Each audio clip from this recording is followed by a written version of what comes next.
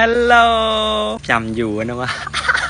មួយថ្ងៃសោះហ្នឹងអរគុណសម្រាប់កម្លាំងចិត្តបើសិនជាមែនអ្នកទាំងអស់គ្នាចង់មើលចង់ដឹងទេខ្ញុំក៏មិនមែនចេញឃ្លីបរាល់ថ្ងៃចឹងដែរខ្ញុំធម្មតាខ្ញុំ3ថ្ងៃ4ថ្ងៃអីបានខ្ញុំចេញឃ្លីបម្ដងតែនេះគឺដោយសារតែអ្នកទាំងអស់គ្នាខ្ញុំកក់ក្ដៅមែនតើខ្ញុំសប្បាយចិត្តមែនតើវាធ្វើឲ្យខ្ញុំមានកម្លាំងចិត្តក្នុងការធ្វើឃ្លីបតទៀតហៀបរាប់ទៀតហើយអាក្បាលដបោកហ្នឹងគឺដឹងតែអញ្ចឹងហ្មងថ្ងៃនេះនឹងនិយាយអំពីស្នេហារបស់ព្រះរាមហើយនឹងនាងសេដាថាហេតុអីបានជាអ្នកទាំងពីរបានមកជួបគ្នា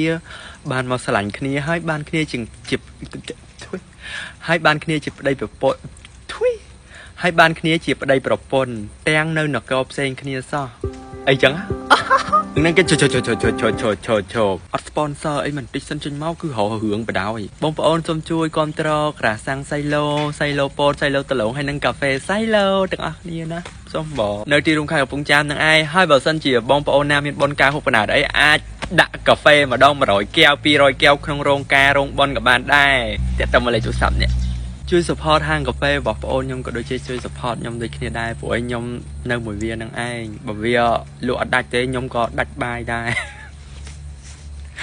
តោះក្នុងនឹងគឺវិញចាបន្ទាប់ពីព្រះរាមចាប់ផ្ដើមធំនៅវ័យចតុងវ័យថាអាយុ6 10ចុះពេលហ្នឹងស្រាប់តែទូសមុខឬក៏ទូសកាន់ហ្នឹងណាបជាឲ្យនាងកកណាសូចេញមករាតបាតនៅក្នុងព្រៃដើម្បីដេញយាយជីដេញតាអេសីដេញតាជជក់ដែលទៅតាំងសិលនៅក្នុងព្រៃហ្នឹងណាឲ្យចេញពីព្រៃដើម្បីគ្រប់គ្រងព្រៃនឹងទៀតចឹងណាយល់អត់នាងកកណាសូហ្នឹងក៏ចេញមកធ្វើតាមបញ្ជារបស់ទូសកាន់ទៅតាមយាយីតាមធ្វើបាបតាអេសីនៅក្នុងព្រៃហ្នឹងដំណឹងដឹងទៅដល់តាអេសីដែលជាគ្រូរបស់ព្រះរាមហ្នឹងណាក៏បញ្ជាឲ្យសិស្សរបស់ខ្លួនឯងហ្នឹងទៅចាត់ការព្រះរាមទៅដល់ក៏ចាត់ការបញ្ចេញមហិទ្ធិឫទ្ធិបាញ់ធ្នូឲ្យដាក់ងាប់មីមេវាហ្នឹងក៏មិនអស់ចិត្តដែរហោះទៅហោះមកឆាប់មកចុងក្រោយងាប់ដោយសារធ្នូរបស់ព្រះរាមដូចគ្នាហើយនាងកកណាសូហ្នឹងក៏ងាប់នៅក្នុងវគ្គហ្នឹងឯងចប់ណារឿងនាងកកណាសូចប់ណាត្រឹមហ្នឹងចូលដល់វគ្គព្រះរាមពេញកន្លោះម្ដងពេញកន្លោះទឹកផ្អែមណាស់លោកអើយស្អាតសង្ហាតែមិនបានខ្លួនពណ៌ខៀវអញ្ចឹងណាដាក់អត់ឲ្យច្រឡំគេហ្មងពណ៌ចេញមកគឺដឹងតែព្រះរាមហ្មងអូយស្មាតទោសដូនតាឲ្យកុំកាច់កូនចៅដល់ពេលពេញកន្លោះស្អាតក៏ប៉ុន្តែខ្ញុំចង់ដឹងថាស្អាតកម្រិតណាណោះស្ដេចដែលជាឪពុករបស់នាងសីតាហ្នឹងក៏ប្រកាសរើសគូឲ្យកូនរបស់ខ្លួនឯងគេរើសតាមបែបបុរាណណាលក្ខខណ្ឌហ្នឹងគឺអ្នកណាអាចលើកធ្នូមហារីអញ្ចឹងយ៉ាងឈ្មោះធ្នូហ្នឹងណាមហារីអញ្ចឹងបើថាខុសប្រាប់ផងឥឡូវស្ដាប់សិនណាឈ្មោះនឹងសិនណាយកឈ្មោះនឹងឧទាហរណ៍សិនណាមហារីគឺជាធ្នូដែលព្រះសេវៈគាត់ប្រគល់ឲ្យស្ដេចនឹងទុកឲ្យសម្រាប់រើសគូឲ្យនាងសីតាធ្នូនឹងមានតម្ងន់1000នាក់បានលើកបានគេនិយាយអញ្ចឹងណាគេអត់និយាយថាមានតម្ងន់ប៉ុន្មានគីឡូអីគេនិយាយថា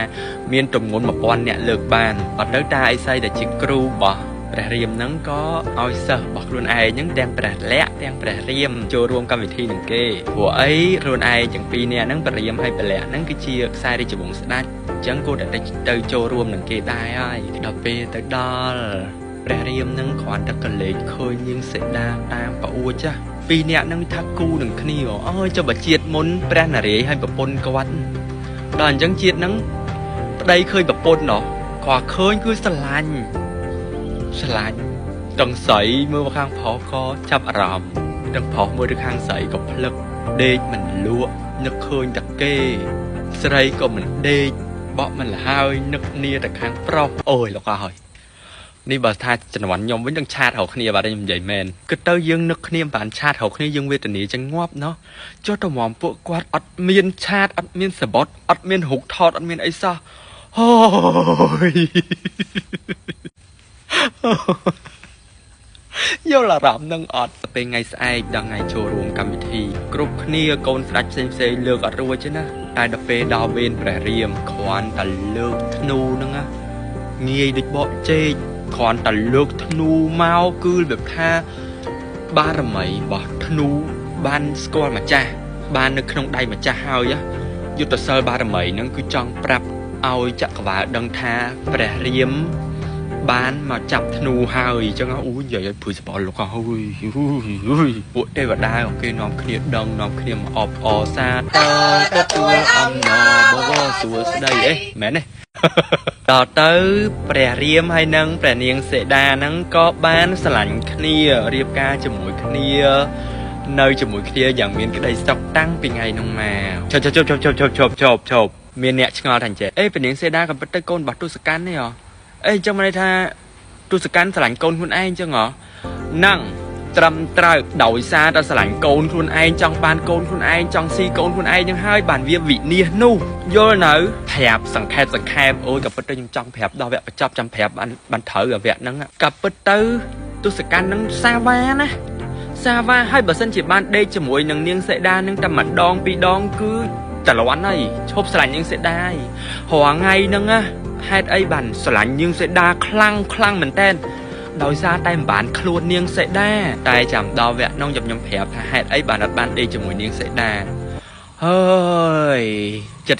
nó tam đàn linh nhom khó bắt đấy nhỉ còn tại nhom vô hiện nông nhom mau highlight ở đập nắng khó bắt hơi tập bắt nắng nhom bắt về hiểu vẹn nông bắt ơi với đang sẽ hưởng này thôi nhá chốt vậy một tiệt plek còn plek quam trâu cà phê nhom